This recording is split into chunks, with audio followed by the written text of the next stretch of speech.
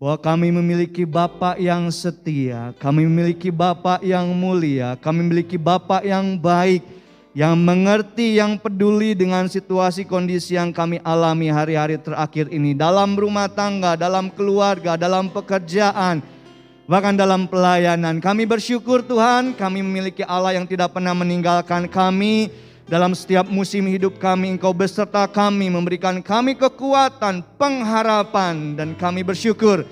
Pada pagi hari ini kami memuji, membesarkan nama-Mu, menyembah-Mu, dan kami percaya Tuhan sudah disenangkan lewat pujian dan penyembahan kami. Dan tiba saatnya kami akan ditaburi oleh kebenaran firman-Mu. Urapi kami semua, urapi hamba-Mu yang tidak ada apa-apanya ini. Kiranya Allah Roh Kudus menyampaikan apa yang menjadi isi hati-Mu dalam setiap kehidupan kami masing-masing pribadi. Terima kasih Tuhan Yesus Kristus, di dalam nama Tuhan Yesus Kristus kami berdoa dan mengucap syukur. Haleluya, amin. Silakan duduk Bapak Ibu Saudara yang terkasih dalam nama Tuhan Yesus Kristus. Shalom, salam damai sejahtera bagi kita semua. Saya bersyukur buat kasih karunia Tuhan. Kalau saya boleh ada sebagaimana saya ada, Bapak Ibu Saudara, bukan karena kuat gagah, tetapi semuanya karena kasih karunia dan anugerahnya.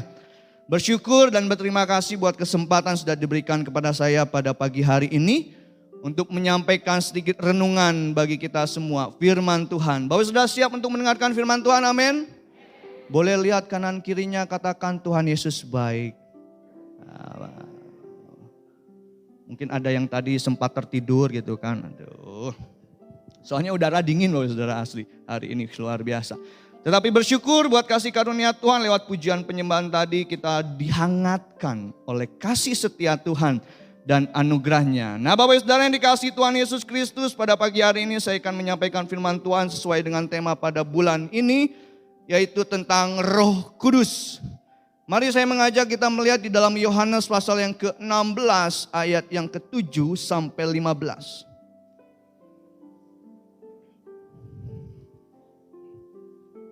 Yohanes pasal yang ke-16 ayat yang ke-7 sampai ayatnya yang ke-15. Bapak Saudara bisa memperhatikan Alkitab atau bisa lihat slide di depan. Saya akan membacakannya, demikian firman Tuhan. Yohanes pasal 16 ayat yang ke-7 sampai 15.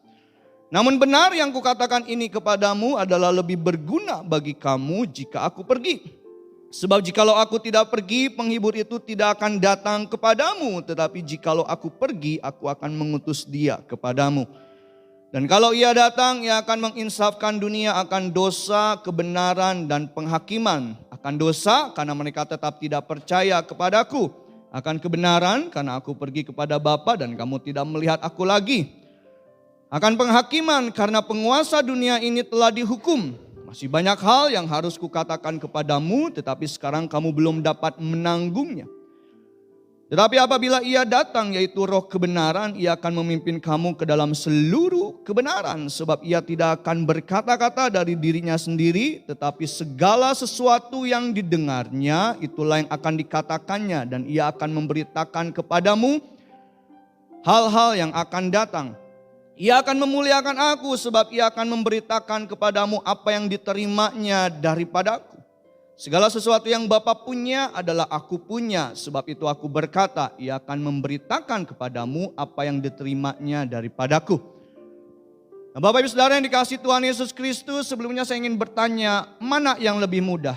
Memberi atau menerima kado? Menerima dong ya. Lebih mudah untuk menerima kado. Dan sangat sulit untuk memberi kado. Kenapa? Karena untuk memberi kado kita harus mengeluarkan uang. Belum lagi ketika hendak memberikan kado, kita harus memilih kado. Tidak bisa asal-asalan. Kita harus memilih kado yang pas dan yang cocok. Tetapi tahukah Bapak Ibu Saudara bahwa kadangkala menerima kado adalah hal yang sulit. Kenapa? Coba bayangkan Bapak Ibu Saudara yang dikasih Tuhan Yesus Kristus, Bapak Ibu Saudara dikasih 1 unit helikopter. Apa yang akan Bapak Ibu Saudara lakukan terhadap 1 unit helikopter? Kita bingung, kita bukan seorang pengendara atau pengemudi helikopter. Belum lagi mungkin perawatannya, belum lagi kita harus menyimpannya di mana.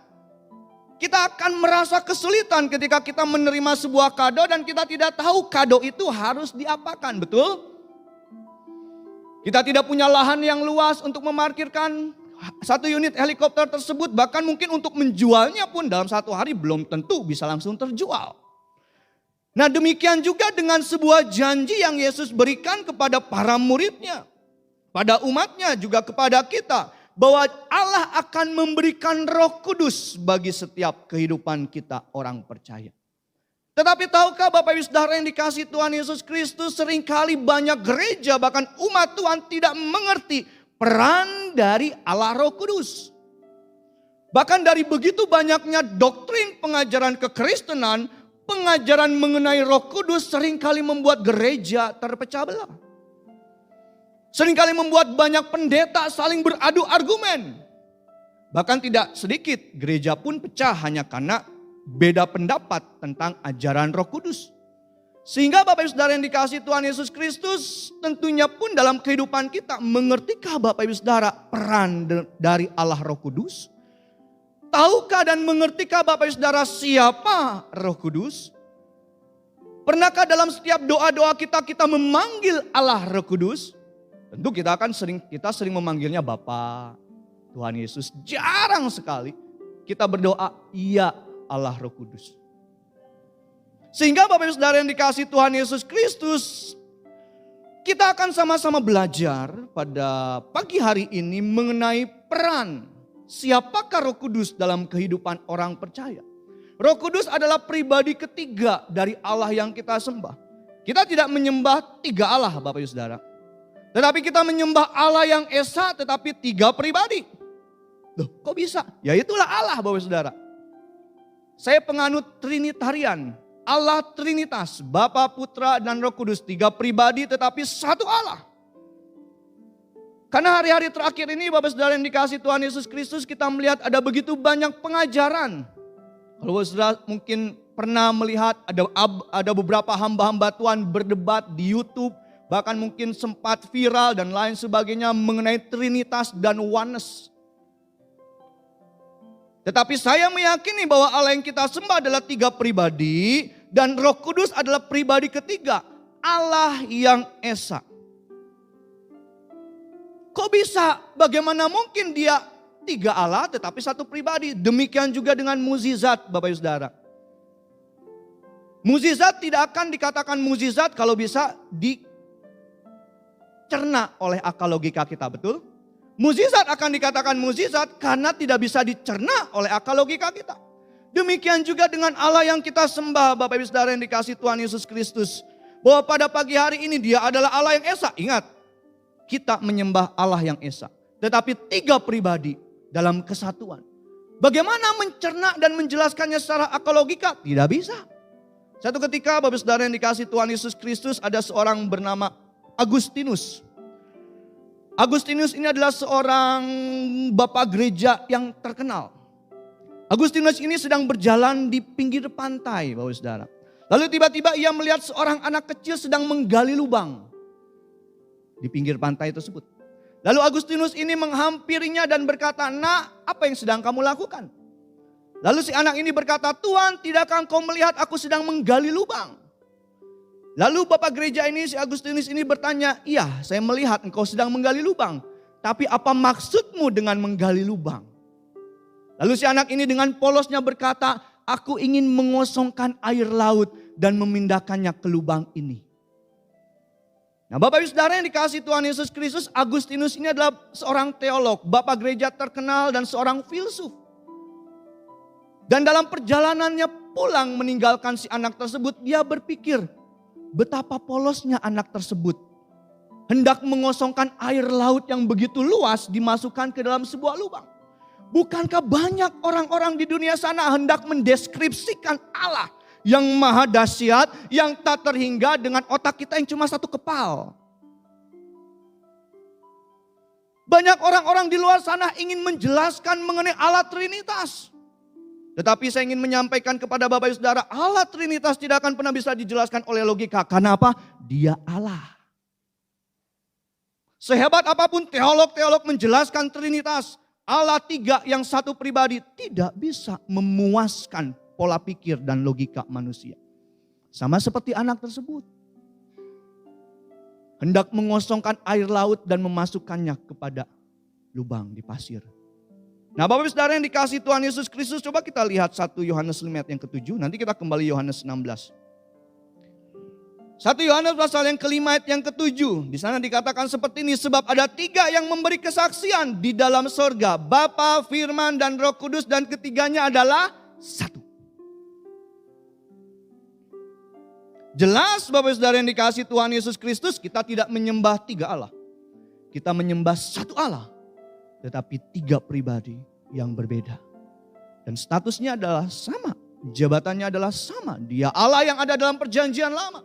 Dia Yesus yang ada dalam perjanjian baru. Dan dia Allah Roh Kudus yang bekerja sampai hari ini dalam hati dan jiwa manusia. Nah yang terpenting Bapak Ibu Saudara yang terkasih dalam nama Tuhan Yesus Kristus, bagi kita umat Tuhan.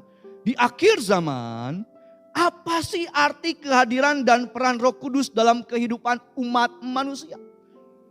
Mungkin kita sering mendengar Allah Roh Kudus itu penghibur dan penolong. Oke. Tetapi apakah cuma sekedar penghibur dan penolong ketika kita susah? Apakah cuma sekedar penghibur dan penolong ketika kita berada dalam kondisi sendirian? Apakah cuma sekedar penghibur penolong ketika kita berbeban berat? Mari kita lihat kembali ke Yohanes 16. Yang pertama ingin saya jelaskan dalam Yohanes pasal yang ke-16 ayat yang ke-8. Peran pertama Allah Roh Kudus dalam kehidupan umat manusia bahkan dalam dunia ini. Yohanes pasal yang ke-16 ayat yang ke-8. Dan kalau ia datang, ia akan menginsafkan dunia akan dosa. Hal yang pertama adalah Allah Roh Kudus akan menginsafkan dunia akan dosa. Dalam terjemahan King James-nya dikatakan He will reprove the world of sin. Kata reproof, menginsafkan, itu dalam terjemahan aslinya itu memakai kata elegko. Elegko itu adalah mempunyai pengertian menegur, meyakinkan, mengatakan kesalahan, menghukum. Jadi di sini Yesus sedang menjelaskan bahwa ketika dia naik ke surga dan dia mengutus Roh Kudusnya dalam kehidupan umat Tuhan itu akan menegur.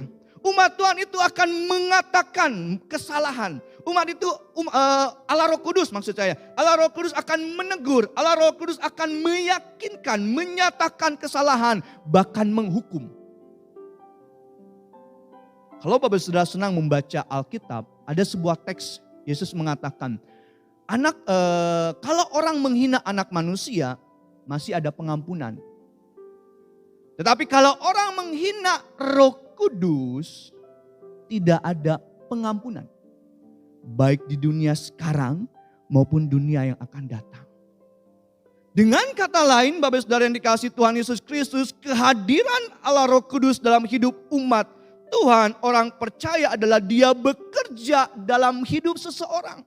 Untuk menegur, meyakinkan, menyatakan kesalahan dan menghukum karena dosa. Ketika seseorang ingin melakukan dosa, perbuatan yang tidak baik kali pertama, ada satu suara dalam hati. Ada satu ketakutan dalam hati. Itu adalah pekerjaan Allah Roh Kudus. Tetapi kalau orang tersebut membiarkan dan tidak menghiraukan suara dalam hatinya, ketakutan dalam hatinya, dan dia sengaja melakukan dosa, berbuat kesalahan, dan melakukan hal yang tidak baik, maka lama-kelamaan suara tersebut akan hilang. Dan orang akan menjadi dingin, tidak berperasaan, dan tidak berperi kemanusiaan. Karena itu Bapak Saudara yang dikasihi Tuhan Yesus Kristus, Roh Kudus akan membuat manusia sadar akan dosanya. Dalam Yohanes pasal yang ke-8 ayat 4 sampai ayat yang ke-9 ada sebuah cerita. Yohanes pasal yang ke-8 ayat yang ke-4 sampai ayat yang ke-9, mereka menempatkan perempuan itu di tengah-tengah lalu berkata kepada Yesus, "Rabi, perempuan ini tertangkap basah ketika ia sedang berbuat zina. Musa dalam hukum Taurat memerintahkan kita untuk melempari perempuan yang demikian. Apakah pendapatmu tentang hal itu?" Mereka mengatakan hal itu untuk mencobai dia sebab mereka memperoleh sesuatu untuk menyalahkannya. Tetapi Yesus membungkuk lalu menulis dengan jarinya di tanah. Dan ketika mereka terus menerus bertanya kepadanya, ia pun bangkit berdiri lalu berkata kepada mereka, barang siapa di antara kamu tidak berdosa, hendaklah ia yang pertama melemparkan batu kepada perempuan itu. Lalu ia membungkuk pula dan menulis di tanah. Tetapi setelah mereka mendengar perkataan itu, pergilah mereka seorang demi seorang mulai dari yang tertua. Akhirnya tinggallah Yesus seorang diri dengan perempuan itu yang tetap di tempatnya. Ada satu cerita, mungkin kita pun sering mendengarnya. Seorang perempuan yang katanya kedapatan berbuat zina. Lalu hadirlah ahli-ahli Taurat dan orang-orang Farisi menghakimi perempuan tersebut dan mereka menghadapkannya kepada Yesus dan berkata, Yesus, Musa dalam hukum Taurat mengajarkan kalau ketemu perempuan-perempuan yang ketahuan berbuat zina, lempar batu sampai mati. Apa pendapatmu akan hal tersebut? Dan yang menariknya Bapak Saudara yang dikasihi Tuhan Yesus Kristus, Yesus tidak mengikuti alur permainan mereka. Yesus tidak menanggapi, yang Yesus lakukan adalah dia membungkuk dan menulis di dalam tanah. Tidak ada yang tahu apa yang dia tulis. Tetapi yang menarik adalah ketika mereka terus menyerang dan menyudutkan Yesus, lalu Yesus berdiri dan berkata, oke, siapa di antara kamu yang tidak pernah berbuat dosa, lempar batu pertama kali. Dan dia membungkuk lagi lalu menulis di dalam tanah, di atas tanah. Dan yang menarik Bapak Saudara yang dikasihi Tuhan Yesus Kristus, para ahli Taurat, orang Farisi dikatakan dari yang tertua mulai pergi. Mereka mulai sadar bahwa tidak ada di antara mereka yang sempurna. Mereka mulai sadar bahwa tidak ada di antara mereka yang tidak berdosa. Tetapi tahukah Bapak Ibu Saudara, dalam peristiwa itu ada satu pribadi yang tidak berdosa. Dan dia berhak melempar batu pertama kali. Siapa? Yesus. Karena itu kalau Bapak Saudara baca kisahnya, ketika Yesus berdiri dan melihat, loh pada kemana orang-orang? Tidak ada yang melempari kamu dengan batu? Tidak ada. Lalu Yesus katakan, oke. Karena tidak ada yang melemparimu dengan batu, aku pun tidak akan berbuat hal tersebut. Pulanglah dan jangan berbuat dosa lagi.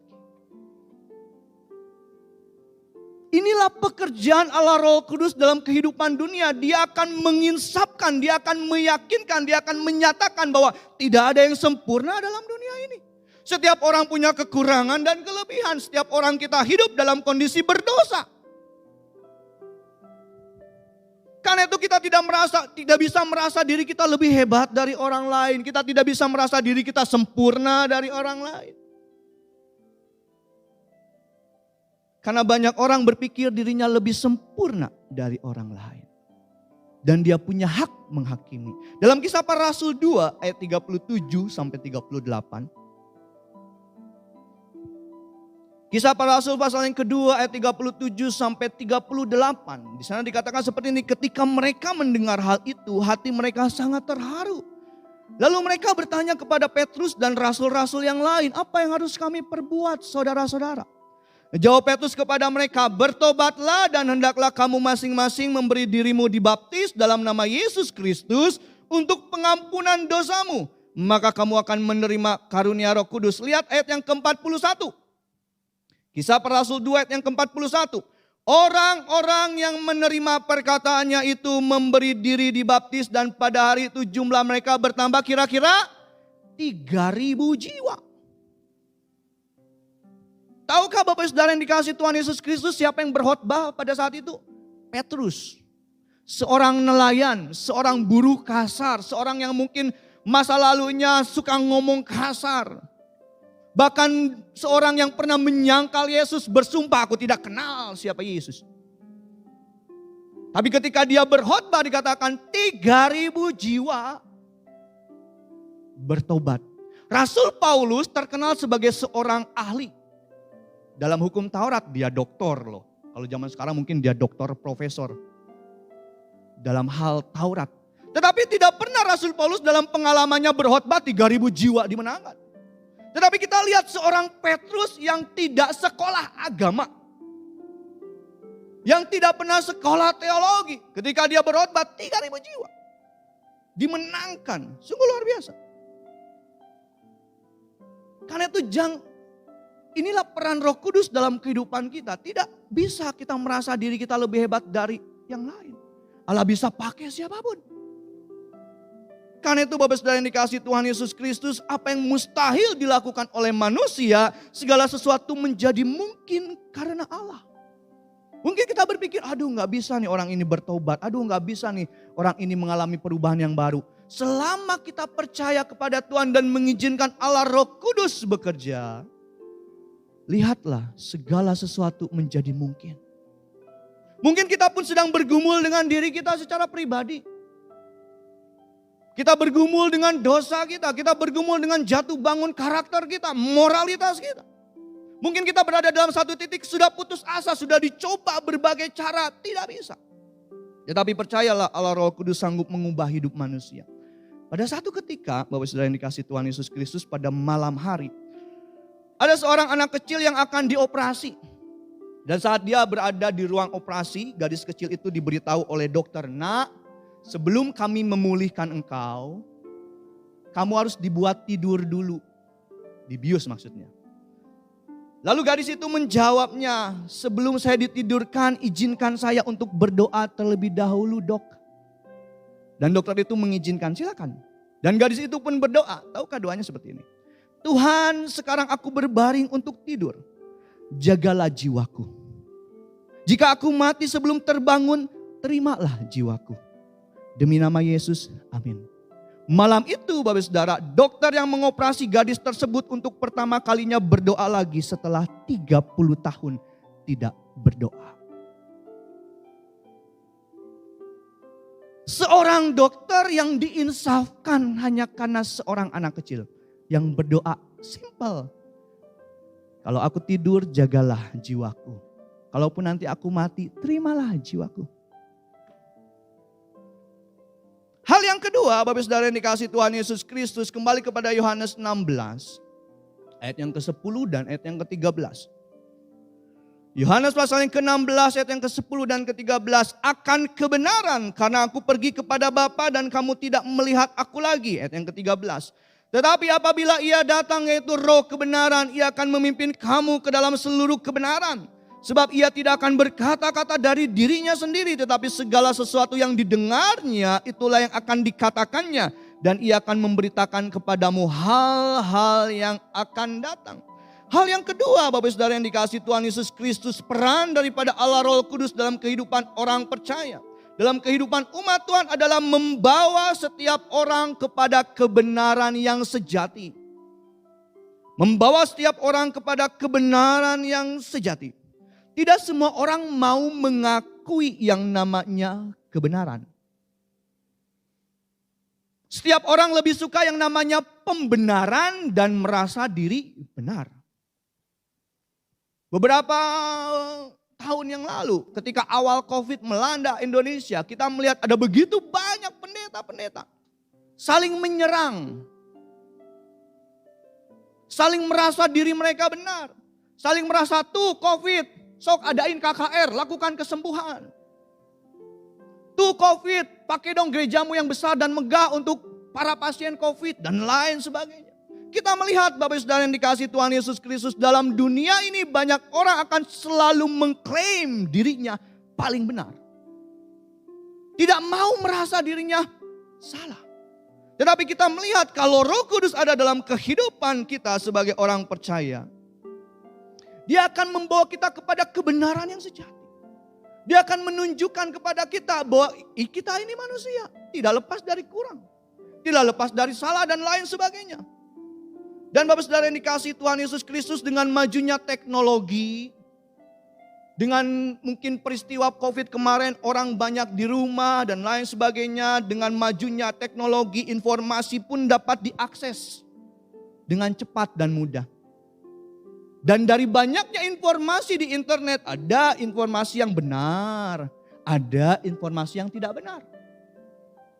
Dan berapa banyak orang termakan dengan yang namanya informasi tidak benar. Sama dengan peristiwa Yesus, Bapak Saudara yang dikasihi Tuhan Yesus Kristus, ketika Yesus diadili, ketika Yesus ditahan, ketika Yesus dihukum cambuk, bahkan sampai mengalami penyaliban, bukankah semuanya itu karena rekayasa? para pemimpin agama yang tidak senang dengan Yesus? Mereka berusaha menjebak Yesus. Mereka berusaha untuk menjatuhkan Yesus. Mereka berusaha untuk mencelakakan Yesus. Bahkan mereka berusaha untuk membunuh Yesus. Bahkan tahukah Bapak Saudara yang dikasihi Tuhan Yesus Kristus, sampai kebangkitannya mereka pun tidak mau percaya, malah menyebarkan kabar palsu dan berita palsu. Coba lihat di dalam Injil Matius 28 ayat 11 sampai 15.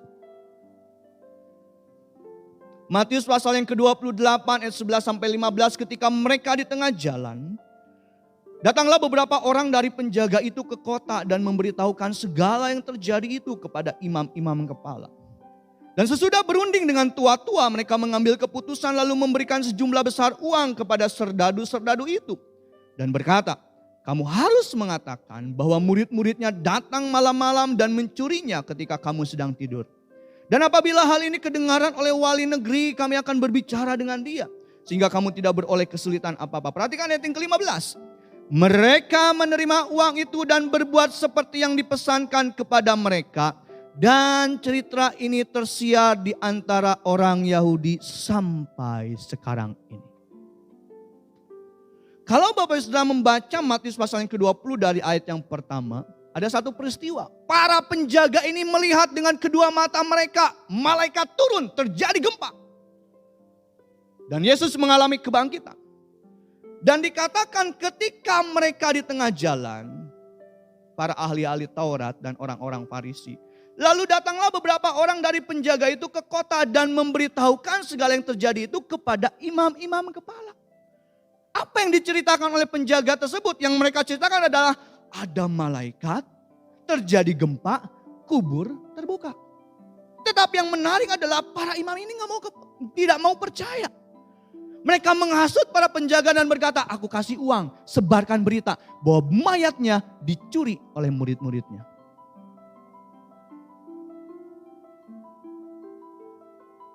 Pertanyaannya, Bapak Saudara yang dikasihi Tuhan Yesus Kristus, apa untungnya mencuri mayat orang?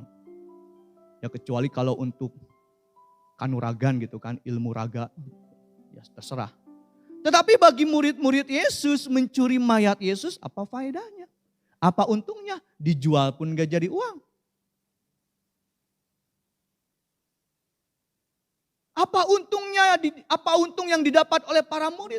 Kita melihat ketika Yesus naik ke surga, para murid mengalami yang namanya aniaya, dibunuh, dikejar-kejar. 11 murid yang bersama-sama dengan Yesus 3,5 tahun mati semua kecuali Rasul Yohanes mati karena tua. Itu pun sempat direbus dalam minyak yang ngegolak hidup-hidup. Apa faedahnya mencuri mayat Yesus? Apa faedahnya bagi para rasul untuk memberitakan kabar bohong? Tetapi kita melihat inilah kebenaran yang disampaikan oleh para rasul. Yesus adalah Tuhan. Pada suatu ketika, Bapak Saudara yang dikasihi Tuhan Yesus Kristus, ada seorang yang bersaksi kepada temannya yang adalah seorang tukang kayu supaya dia percaya kepada Yesus. Tukang kayu ini tidak percaya dan berkata, enggak mungkin memperoleh keselamatan hanya dengan percaya kepada Yesus. Yang saya tahu untuk mendapatkan keselamatan harus berbuat ini itu. Harus beramal ini, beramal itu. Harus berbuat baik pokoknya. Tidak mungkin hanya dengan memperoleh keselamatan dengan percaya kepada Yesus. Walaupun temannya berusaha menjelaskan, tapi tukang kayu ini tidak mau percaya. Sampai satu ketika, Bapak Saudara yang dikasihi Tuhan Yesus Kristus, temannya ini memberikan sebuah kado. Karena saat itu adalah hari ulang tahun si tukang kayu. Dan tukang kayu ini senang bermain piano. Cuma piano yang dia punya sudah agak rusak dan sudah usang dan jelek. Lalu si temannya ini memberikan piano yang mahal dan bagus sekali. Dan ketika menerimanya si tukang kayu ini berkata, wah saya senang sekali. Ini pasti piano yang bagus dan mahal. Berapa saya harus bayar? Lalu temannya berkata, tidak, ini free, gratis buat kamu.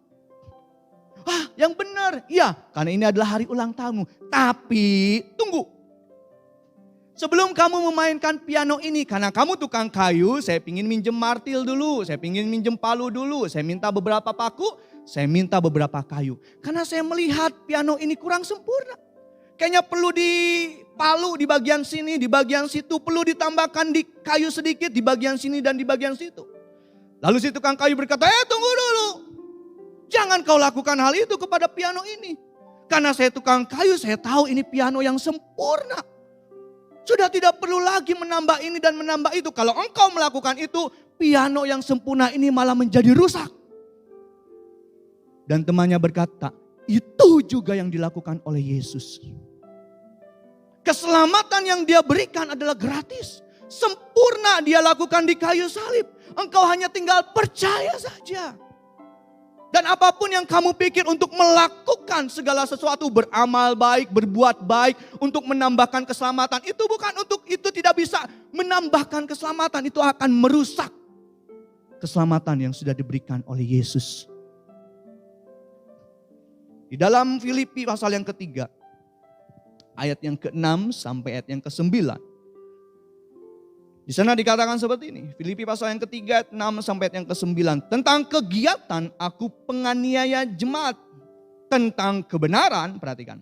Dalam mentaati hukum Taurat aku tidak bercacat. Tetapi apa yang dahulu merupakan keuntungan bagiku, sekarang kuanggap rugi karena Kristus. Malahan segala sesuatu kuanggap rugi karena pengenalan akan Kristus Yesus Tuhanku lebih mulia daripada semuanya. Oleh karena dialah aku telah melepaskan semuanya itu dan menganggapnya sampah supaya aku memperoleh Kristus dan berada dalam dia bukan dengan kebenaranku sendiri karena mentaati hukum Taurat, melainkan dengan kebenaran karena kepercayaan kepada Kristus, yaitu kebenaran yang Allah anugerahkan berdasarkan kepercayaan. Nah, kita melihat Bapak Saudara yang dikasihi Tuhan Yesus Kristus, Rasul Paulus mengakui bahwa apa yang dia pandang sebagai satu kebenaran sebelum dia mengenal Yesus, ternyata itu bukanlah satu kebenaran di hadapan Allah. Dikatakan dalam hal kebenaran, aku tidak bercacat dalam melakukan hukum Taurat. Tetapi ternyata Bapak Saudara yang dikasihi Tuhan Yesus Kristus, apa yang dia anggap itu benar, itu di hadapan Allah tidak benar. Dan dia katakan kebenaran yang sejati adalah percaya kepada Kristus dan menerima Yesus sebagai Tuhan dan Juru Selamat.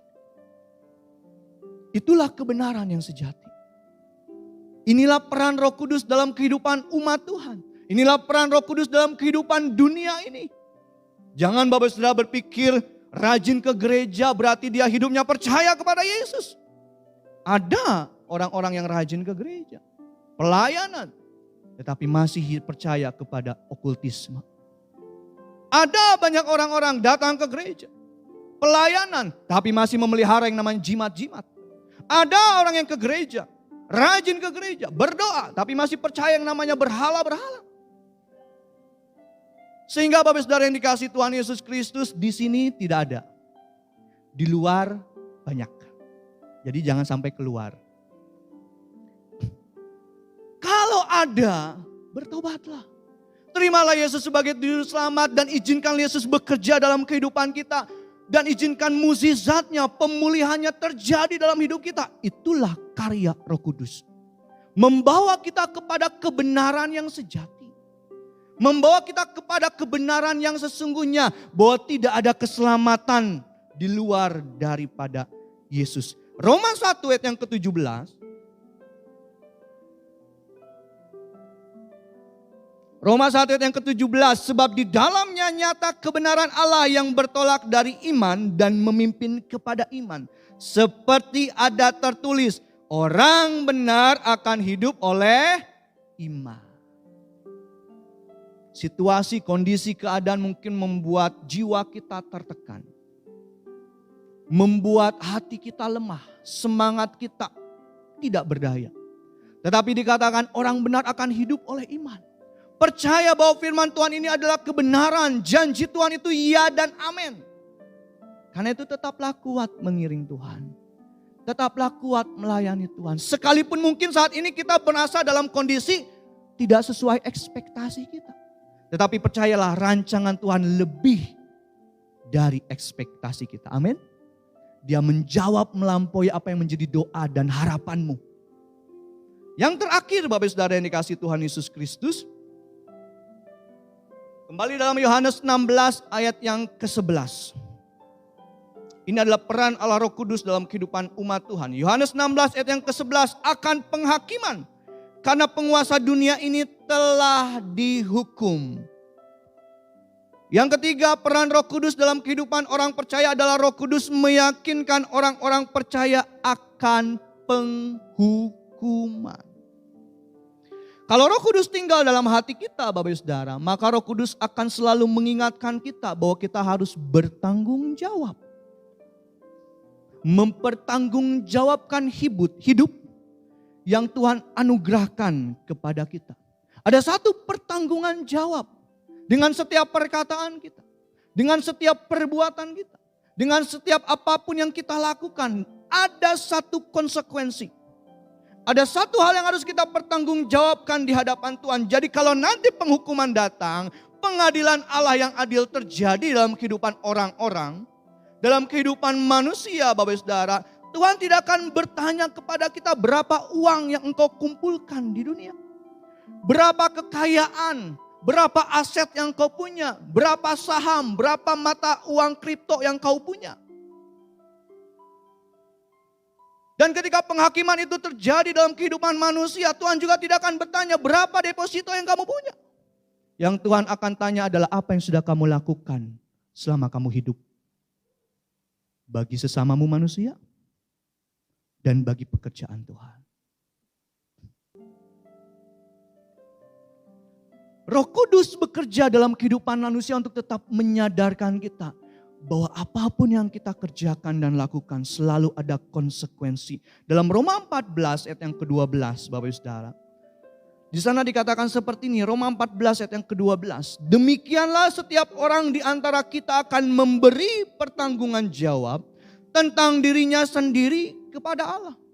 Jadi Bapak Ibu Saudara yang dikasihi Tuhan Yesus Kristus, pertanggungan jawab dalam kehidupan kita pribadi lepas pribadi tidak dapat diwakilkan. Nanti aja diwakilkan sama orang tua kita, enggak bisa. Nanti aja diwakilkan sama istri kita, enggak bisa. Nanti aja dititipkan. Setiap pertanggungan jawab dalam kehidupan kita dikatakan pertanggungan jawab kepada Allah itu adalah masing-masing pribadi. Jikalau kita melihat Bapak Saudara yang dikasihi Tuhan Yesus Kristus di dunia hari-hari terakhir ini ketidakadilan terjadi di mana-mana. Orang-orang kecil yang tidak memiliki jabatan, tidak memiliki kekuasaan harus mengalami hukuman. Sedangkan mereka yang orang-orang besar dan memiliki kekuasaan mendapatkan perlakuan yang istimewa, menikmati hasil kejahatan mereka. Tidak semua orang sadar akan yang namanya penghukuman. Tidak semua orang sadar akan namanya penghakiman terakhir. Karena itu mereka dengan mudahnya memperlakukan sesama mereka dengan tidak baik. Dengan mudahnya mereka memutarbalikkan fakta. Dengan mudahnya mereka hidup dalam ketidakadilan. Dengan mudahnya mereka mencuri uang rakyat. Dengan mudahnya mereka menjadi pemimpin-pemimpin yang korup. Karena banyak dari mereka tidak mengerti bahwa suatu hari nanti akan ada yang namanya penghukuman. 2 Petrus 2 ayat 4-9. 2 Petrus pasal yang kedua ayat yang ke-4 sampai ayat yang ke-9. Sebab jikalau Allah tidak menyayangkan malaikat-malaikat yang berbuat dosa tetapi melemparkan mereka ke dalam neraka dan dengan demikian menyerahkannya ke dalam gua-gua yang gelap untuk menyimpan mereka sampai hari penghakiman. Dan jikalau Allah tidak menyayangkan dunia purba tetapi hanya menyelamatkan Nuh pemberita kebenaran itu dengan 7 orang lain ketika ia mendatangkan air bah atas dunia orang-orang fasik. Dan jikalau Allah membinasakan kota Sodom dan Gomora dengan api dan dengan demikian memusnahkannya dan menjadikannya suatu peringatan untuk mereka yang hidup fasik di masa-masa kemudian. Tetapi ia menyelamatkan Lot, orang yang benar yang terus-menerus menderita oleh cara hidup orang-orang yang tak mengenal hukum dan yang hanya mengikuti hawa nafsu mereka saja. Sebab orang benar ini tinggal di tengah-tengah mereka dan setiap hari melihat dan mendengar perbuatan-perbuatan mereka yang jahat itu. Sehingga jiwanya yang benar itu tersiksa. Ayat yang ke-9, perhatikan. Maka nyata bahwa Tuhan tahu menyelamatkan orang-orang saleh dari pencobaan. Dan tahu menyimpan orang-orang jahat untuk disiksa pada hari penghakiman. Pertanyaannya Bapak Ibu Saudara, sedang berada di posisi manakah kita saat ini? Orang saleh? Atau jangan-jangan kita dalam kondisi orang jahat? Engkau hidup dalam ketidakadilan. Engkau hidup dalam ketidakjujuran. Engkau hidup dengan mudahnya menyakiti hati orang lain. Engkau hidup dengan mudahnya ego sendiri. Engkau hidup menyimpan segala kesalahan, kepahitan. Buat apa? Kalau ternyata nantinya kita akan mempertanggungjawabkan itu semua. Mungkin Bapak Saudara tahu seorang pesepak bola legendaris bernama Diego Maradona. Diego Maradona adalah salah satu legenda sepak bola dunia. Tetapi tahukah Bapak Saudara yang dikasihi Tuhan Yesus Kristus bahwa karir Diego Maradona harus kandas dan berakhir karena dia kecanduan kokain. Kokain itu narkoboy. Narkoboy itu narkoba. Kecanduan narkoba. Pernah dalam suatu wawancara di salah satu jaringan televisi Argentina, ia berkata, harapan untuk bangkit kembali kini sudah sirna dan tidak ada jalan keluar. Terkadang saya berpikir untuk bunuh diri saja, tetapi saya tidak mau melakukannya sebab saya masih mengasihi kedua anak saya. Pada tahun 1991, Bapak Saudara, Maradona terkena larangan bermain di arena sepak bola internasional selama 14 bulan karena terbukti mengkonsumsi kokain secara aktif. Bahkan di Italia, Maradona pun pernah terkena skor selama 14 bulan tidak boleh bermain di sana. Bahkan ketika Maradona memperkuat Argentina pada tahun 1994 di Piala Dunia, ia ketahuan menggunakan obat stimulan untuk pernafasan, efedrin, sehingga ia terpaksa diusir dari Amerika Serikat dan kemudian diskor tidak boleh bermain selama 18 bulan. Pada tahun 1996, dalam usia 36 tahun, Maradona sempat bermain di sebuah klub divisi 1 Liga Jepang. Tetapi akibat keterikatannya terhadap obat bius, karir Maradona redup. Ada konsekuensi. Ada hal yang harus dipertanggungjawabkan dengan segala yang kita lakukan dan kita perbuat. Sebagai ayat yang terakhir.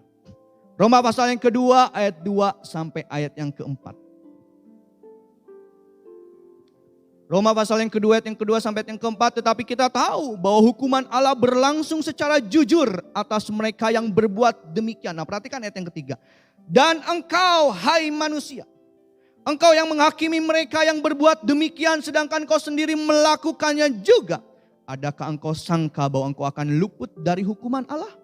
Ayat yang keempat. Maukah engkau menganggap sepi kekayaan kemurahannya, kesabarannya dan kelapangan hatinya? Tidakkah engkau tahu bahwa maksud kemurahan Allah ialah menuntut engkau kepada pertobatan? Jadi jangan putus asa Bapak Ibu Saudara yang dikasihi Tuhan Yesus Kristus kalau orang berlaku tidak adil dalam kehidupan kita. Jangan merasa menjadi seorang korban, playing victim kalau orang menyakiti hati kita. Akan ada yang namanya pengadilan yang adil, dikatakan sejujur-jujurnya di hadapan Allah. Dan kalau kita berada di posisi yang yang pernah menyakiti orang, yang mungkin kata-kata kita seperti telur ceplok. Tahu telur ceplok ya, pecah, celok, tanpa dipikir dulu. Mungkin menyakiti orang, perhatikan.